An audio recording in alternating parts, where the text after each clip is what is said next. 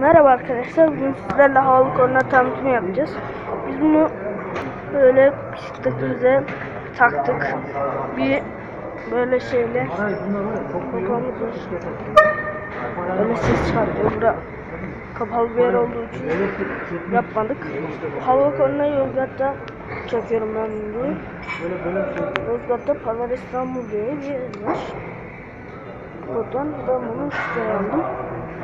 Arkadaşlar biliyorsunuz bunlar şöyle pompa var. Havalı korna pompası. Korna bende vardı.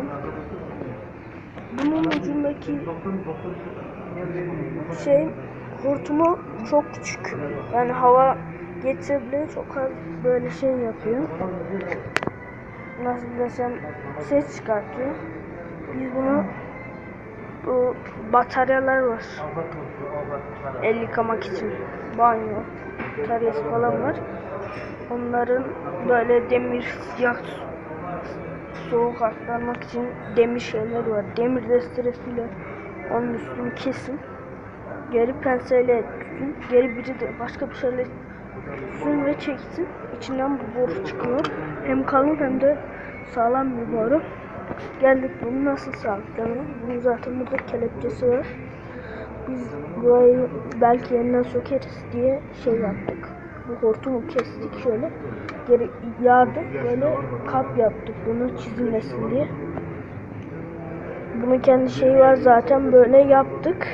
Taktık buraya, sabitledik vidasını. Geri şimdi pompa buraya böyle taktık Amerikan kelepçeleriyle. Böyle görüyorsanız Amerikan kelepçesiyle taktık. Mantar kapatıyor dönüyorsun. Hortumun ucuna ve pompanın girişine böyle bunu Amerikan kelepçesiyle sabitledik.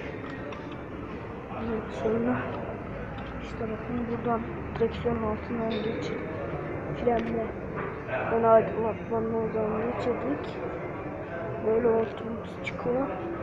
Gidiyor, bakın bir ses çıkartıyor. Gayet güzel bir şekilde çıkıyor. Videomu burada sonlandırıyorum. Bakın olmayı, ben link atın.